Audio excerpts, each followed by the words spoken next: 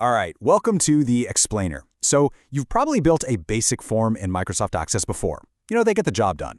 But today, we're going way beyond the basics. We're going to talk about how to build applications that aren't just functional, but are powerful, professional, and actually a pleasure to use. So here's our game plan. We're going to tackle 5 super common database headaches. And then, for each one, we'll look at the advanced features in Access that solve them. By the end of this, you're going to be a full-fledged database problem solver. First things first, let's talk about maybe the biggest risk in any database, protecting your valuable information from, well, people accidentally messing it up. I mean, this is the big question, right? How do you stop someone from accidentally changing a number or deleting a whole record? This is a huge deal, especially when you have casual users who just need to look things up, not actually edit anything. And the solution is surprisingly simple, but man, is it effective. A read-only form. Just think of it like a velvet rope for your data. Users can look, but they absolutely cannot touch. Look, at the end of the day, restricting edits isn't about limiting your users. It's about guaranteeing that your data stays reliable and trustworthy. It means fewer of those late-night panic calls to fix some mysterious data error, and a whole lot more confidence in your reports. Okay, so our existing data is now safe and sound. That's step 1.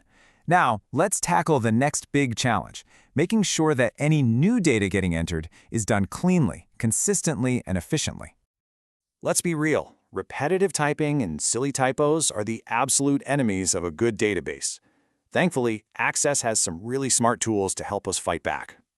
And our number one weapon in this fight is the combo box. Instead of letting users just type freely and, potentially spell something wrong, it gives them a simple drop-down list of approved options to choose from. It's a game changer. But wait, there's also the list box. Now the difference is subtle, but it's really important. A combo box is compact, and you can even let users type in a new value if you want.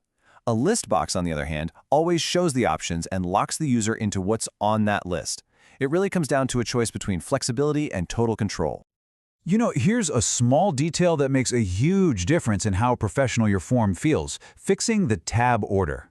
A logical flow where the user can just hit the tab key to move from one field to the next makes data entry feel smooth and intuitive, not clumsy and frustrating.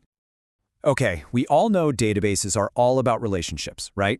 Connecting different pieces of information. But the real question is, how do you show those connections on a single screen?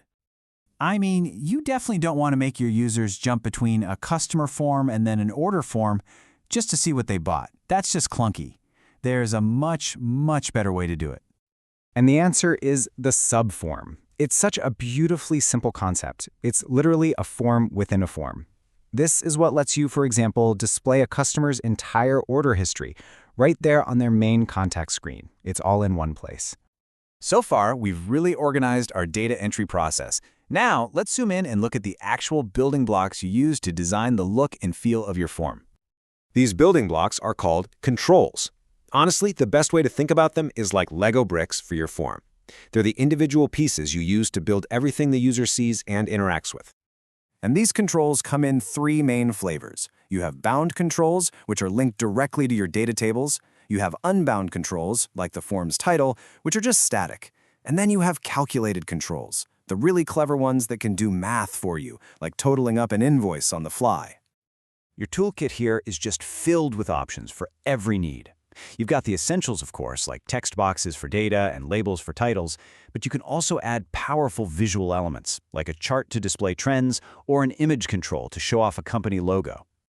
Okay, we have all our elements. We've got our controls. The final step is organizing them into a layout that's clean, professional, and actually easy to read. Every form is built from these distinct sections, kind of like the anatomy of a web page. Understanding what goes in the header, what goes in the footer, and what goes in the main details section is absolutely key to creating a truly professional and organized layout. Now here's a distinction that trips a lot of people up. The form header appears just once, at the top of the screen. The page header, on the other hand, appears on every single printed page. Getting this right is essential for things like adding a logo or a consistent title to your reports. And really, when you combine all these features we've talked about, you're not just making a form anymore. You're thoughtfully designing a user-friendly application that actually solves real problems. And that's our look at building advanced access forms. So as you go back to your own projects, ask yourself this. What's the one feature we covered today that will make the biggest, most immediate difference for your users? That's all for this explainer.